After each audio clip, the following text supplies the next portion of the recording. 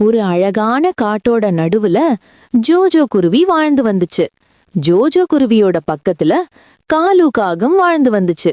காலு காகத்துக்கு பப்புங்கிற ஒரு மகனும் இருந்தான். 2 வாரங்களுக்கு முன்னாடிதான் ஜோஜோ குருவி அதனோட கூட்டுல 2 முட்டைகளை இட்டது. ஜோஜோ குருவி தன்னை விட அதனோட முட்டைகளை ரொம்பவே பாதுகாப்பா கவனிச்சுட்டு வந்துச்சு. காட்டுக்கு போய் நான் உணவு சேமிக்க வேண்டும்.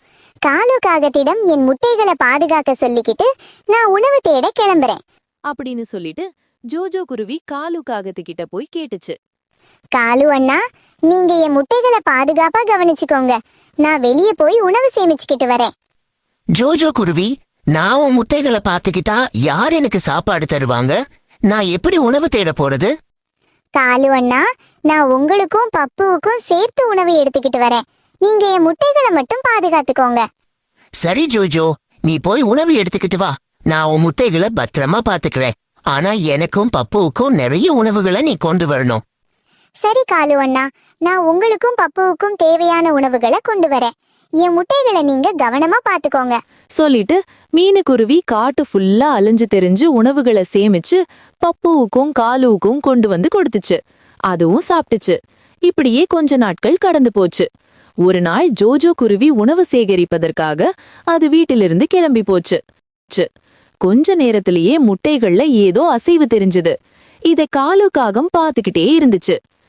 அடடே, முட்டைகள்ல அசைவு தெரியுது. அப்படின்னா குஞ்சுகள் வரப்போகுதுன்னு அர்த்தம். பப்பு, நான் போய் அந்த முட்டைகளை கவனிச்சுக்கிறேன். நீ வீட்லயே இருந்துக்கோ அப்படின்னு சொல்லிட்டு காலு காகம் ஜோஜோ குருவியோட வீட்டுக்கிட்ட போச்சு. முட்டைகள் கீழே விழுந்துராதபடி அது கவனமா பாத்துக்குச்சு. கொஞ்ச நேரத்திலேயே அந்த முட்டைகள்ல இருந்து குஞ்சுகள் வெளியே வர ஆரம்பிச்சது. காலு காகம் அதை பாத்துக்கிட்டே இருந்துச்சு. ஆஹா, மீனுக்குருவியின் குழந்தைங்க 2 பேருமே ரொம்பவே அழகா இருக்காங்க. ரொம்பவும் ஆரோக்கியமா இருக்காங்க. அவங்களோட நிறமும் ரொம்பவே அழகா இருக்கு. கொஞ்ச நேரத்திலேயே ஜோஜோ குருவி உணவை எடுத்துக்கிட்டு அதனோட வீட்டுக்கு வந்துச்சு. தன்னோட குட்டிகள் வந்தது பார்த்து ரொம்ப சந்தோஷப்பட்டுச்சு. ரொம்ப ரொம்ப நன்றி காலு அண்ணே. இவ்ளோ நேரம் நீங்க என் பசங்க கூட இருந்ததுக்கு. என் பசங்க ரொம்பவே அழகா இருக்காங்க. இவங்களை நான் ரொம்பவே பத்திரமா பாத்துக்குவேன். அதே சமயத்துல ஜோஜோ குருவி கொண்டு வந்த உணவை காலு காகத்தோட பையன் பப்பு காக்கா சாப்பிட்டுக்கிட்டு இருந்தான். அடுத்த நாள் காலை நேரம் விடிஞ்சதும் புதுசா பிறந்திருக்க குருவிகளை பாக்குறதுக்காக காட்டுல இருக்கிற எல்லா பறவைகளும் வந்துச்சுங்க. அப்போ அதுங்க நிறைய பரிசு பொருட்களையும் கொண்டு வந்துச்சு. மற்ற பறவைகள் நிறைய பரிசு பொருட்களை கொண்டு வந்ததுனால ஜோஜோ குருவி 2 நாளா உணவு சேகரிக்க போகல. இதனால காலு காகத்துக்கு உணவு கிடைக்கல. அது ரொம்பவே சோகமா இருந்துச்சு. ஜோஜோ குருவி உணவு தேட போகாததுனால எனக்கு 2 நாளா உணவே கிடைக்கல. அதனோட குஞ்சுகளை பாத்துக்கிற வேலையும் இல்ல. நான் ஜோஜோ குருவி கிட்ட போய் உணவு தேட போ சொல்றேன். அப்போ எனக்கு இன்னைக்கு கண்டிப்பா உணவு கிடைக்கும் அப்படின்னு சொல்லிக்கிட்டே காலு காகம் ஜோஜோ குருவியோட வீட்டுக்கு போச்சு. ஏய் ஜோஜோ, நீ இறை தேட கிளம்பு. நான் உன் பசங்களை பத்திரமா பாத்துக்கிறேன். நீ இறை தேட போயிட்டு எனக்கும் பப்புவுக்கும் நிறைய உணவுகளை கொண்டு வா. காலு அண்ணா, என்கிட்ட இப்போ நிறைய உணவுப் பொருட்கள் இருக்கு. உணவுப் பொருட்கள் தீர்ந்ததுமே நான் உணவு சேமிக்க போறேன். அப்போ நீங்க என் குஞ்சுகளை பாத்துக்கோங்க. இப்போ என் பரிசு பொருட்கள்ல கொஞ்சம் நான் உங்களுக்கும் கொடுக்கறேன். குருவி கொடுத்த பழங்களை காலு காகமும் பப்புவும் வயிறு புல்லா சாப்பிட்டுச்சுங்க. அன்னைக்கு சாயந்தரமே காட்டுல ரொம்ப பயங்கரமா மழை பெஞ்சிச்சு. ஜோஜோ குருவியும் அதனோட பசங்களும் மழையில நனைஞ்சுக்கிட்டே இருந்தாங்க.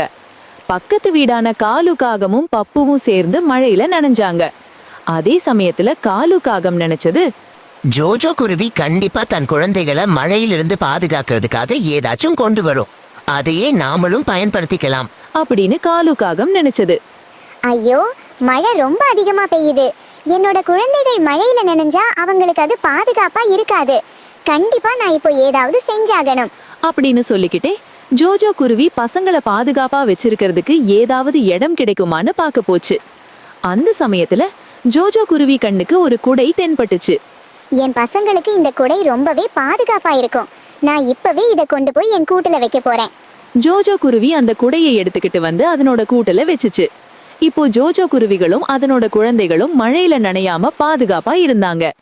இத பாத்துக்கிட்டு இருந்த காலு காகம் கேட்டுச்சு, ஏய் ஜோஜோ, நானும் பப்புவும் மழையில நனைகிறோம். நீ உன் கூட்டுல கொஞ்சம் இடம் தருவியா? இல்ல காலு அண்ணே, என் கூட்டுல இடம் இல்ல. எங்களுக்கு மட்டும்தான் இடம் சரியா இருக்கு. நீ வேற ஏதாவது மரத்துல பொந்து இருக்கான்னு பாரு. அங்க நீயும் பப்புவும் பாதுகாப்பா இருக்கலாம். கொஞ்ச நேரத்திலேயே ஜோஜோ குருவி உணவு எடுக்கிறதுக்காக அதனோட கூட்டுல இருந்து கிளம்பிச்சு. அந்த சமயத்தை பயன்படுத்திக்கிட்டு காலு காகம் ஜோஜோ குருவி வீட்டுல இருந்து குடையை எடுத்து அதனோட கூட்டுல வச்சிடுச்சு. பாவம் ஜோஜோவோட குழந்தைங்க மழையில நனைஞ்சுக்கிட்டே இருந்தாங்க. பாவம் ஜோஜோ குருவி திரும்பி வந்து பார்க்கும்போது அதனோட குட்டிகள் மழையில நனைஞ்சுக்கிட்டு இருந்துச்சு. காலு காகம் சொல்லுச்சு, குருவி, நீயும் உன் பசங்களும் மரத்துல உள்ள பொந்துல இருந்துக்கோங்க. எனக்கும் பப்புவுக்கும் இந்த கொடை வேணும். பாவம் ஜோஜோ குருவி அழுதுகிட்டே அதனோட 2 பசங்களையும் கூட்டிக்கிட்டு அது வேற பொந்து உள்ள மரத்தை தேடி போச்சு. கொஞ்ச நேரத்திலேயே ஜோஜோ குருவி ஒரு பெரிய மரத்தோட பொந்துல அதனோட குழந்தைகளை வச்சு ரொம்பவே பாதுகாப்பா இருந்துச்சு. வெளியிலிருந்து வீட்டுக்கு வந்த கழுகு அதனோட வீட்டுல குடை இல்லாததையும் முட்டைகள் நனையறதையும் பார்த்துச்சு. கழுகுக்கு ரொம்பவே கோபம் வந்துச்சு. நான் என் வீட்டுல இல்லாததை தெரிஞ்சுக்கிட்டு யாரோ என்னோட குடையில இருந்து குடையை எடுத்திருக்காங்க. இதுக்கான தண்டனையை நான் அவங்களுக்கு கொடுத்தே தீருவேன்.